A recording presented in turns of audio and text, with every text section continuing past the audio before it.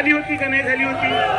बच्चू भाऊ ज्या वेळेला बाईकची रॅली घेऊन आंदोलन करत सिंगूर बॉर्डर पर्यंत गेले, राकेश टिकेत साहेबांच्या आंदोलनामध्ये, तेव्हा मंत्री होते का नाही होते?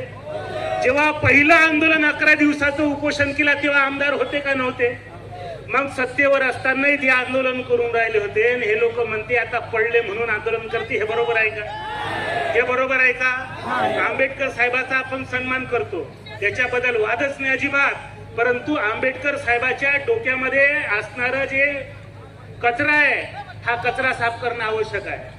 मी एक लक्षात घ्या, तुम्हाला विरोध बच्चू भाऊचा असेल, तुमचा विरोध शेट्टी साहेबांचा असेल, तुमचा विरोध चटप साहेबांना राहू शकते, तुमचा विरोध कराडे गुरुजींना राहू शकते, जानकर साहेबांना तुमचा विरोध राहू शकते, परंतु या आंदोलनाच्या विरोधात जर बोलाल तर शेतकरी तुमच्या विरोधात झाल्याशिवाय राहणार नाही.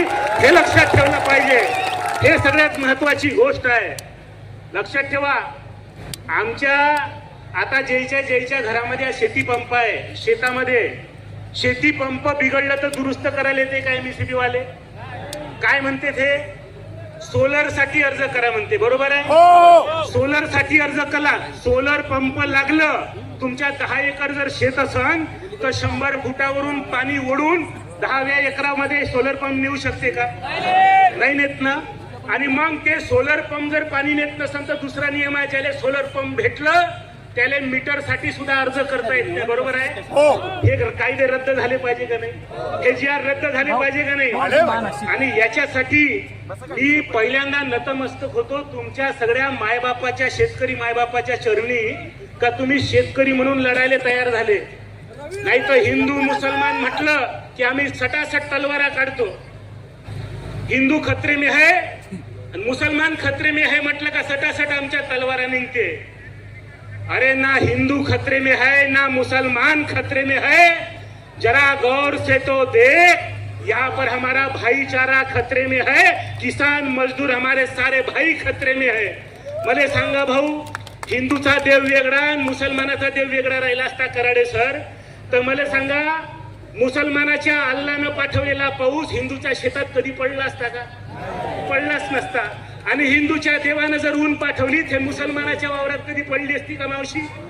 कधी पडली नसती. मला सांगा, बनवणाऱ्यानं भेदभाव केला नाही आणि अरे तुम्ही कोण होता रे भेदभाव करणारे? आपण सगळे भाऊ आहोत. आता ते विसरता आलं पाहिजे आम्हाला.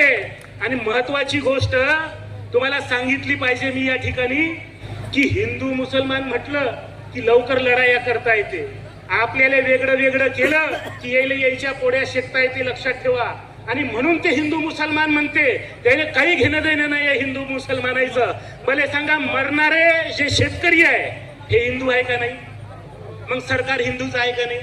हिंदुत्वाच्या नावावर आलेलं सरकार आहे आणि मरणारे हिंदू आहे. मग हे सरकार आमच्यासाठी काहीच करू शकत नाही. हे तर कायच हिंदुत्व रे भाऊ. हा, म्हणून मला लक्षात घ्या, तुम्हाला एकच गोष्ट सांगायची आहे की बच्चू भाऊंनी पहिल्यांदा रायगडला आंदोलन केलं, नंतर 7 दिवस मोझरीला गुरुकुंजात उपाशी राहिले, त्याच्यानंतर 150 किलोमीटर पैदल फिरले, आता 100 सभा सगळ्या महाराष्ट्रात फिरून घेतल्या. हे जे चित्र आज दिसून राहिलं हे अत्यंत मेहनतीनं कमावलेलं चित्र आहे. तुम्हाला बच्चू भाऊ सोबत सेल्फी अनेकांना काढायचा आहे. तुम्ही त्यांचा चेहरा नाही पाहिला तरी चालते. या माणसाचा पाय पहा तुम्ही, आजही सुजून आहे पाय, आजही पाय सुजून आहे. लक्षात ठेवा, या माणसानं ठरवलेलं आहे की आम्ही सगळं जीवन वाळून टाकावं शेतकऱ्यांसाठी. आणि असे नेते भेटणार नाही, असा माणूस पुन्हा येणार नाही. लक्षात ठेवा, ही संधी आहे. आता ही संधी गमावू नका. जेव्हा जेव्हा बच्चू भाऊंचा आदेश येईल तेव्हा तेव्हा आम्ही आपल्या बायकोचं कुंकू पुसा लागलं तर चालते, पण या ठिकाणी तयार राहिलं पाहिजे. हे लक्षात ठेवा, कारण की हे वेळ पुन्हा येणार नाहीये. आता वेळ आहे तर घाव मुळावर घातला पाहिजे. लक्षात ठेवा. अधिक मी बोलत नाही. हे दिव्यांग बांधवांचा आपण एक पाहिलं पाहिजे आणि तुम्ही त्या पद्धतीनं लढले पाहिजे. बाकीचे सगळे लोक या ठिकाणी आले पाहिजे. मी सगळ्यांचे आभार मानतो जे जे आलेले आहे. यानंतर मी एक मेसेज वाचला, बच्चू भाऊ तुमच्यापर्यंत पोहोचला का नाही माहित नाही. मी एक मेसेज पाहिला की हे आंदोलन मराठ्याले आणि ओबीसीच्या आंदोलनावरून डायव्हर्शन व्हावं म्हणून बच्चू भाऊले देवाभाऊनं आंदोलन करायला लावलं. आणि हा मेसेज फिरून राहिला, लक्षात घ्या. आणि हे मेसेज आल्यावर आपले डोके भडकू नका देजा. हे व्हॉट्सअप युनिव्हर्सिटीमध्ये एवढा कचरा आहे का तो कचरा तुमच्या डोक्यात टाकणं चालू आहे. म्हणून गाडगे बाबाचं नाव लक्षात ठेवजा. मेंदू स्वच्छता अभियान चालू ठेवजा. गाडगे बाबांना हातात खराटा घेऊन गावाची स्वच्छता केलेली आहे, पण तुम्ही तुमच्या मेंदूची स्वच्छता कायम करत राहा, एवढीच मी तुम्हाला विनंती करतो. इथंच थांबतो. धन्यवाद.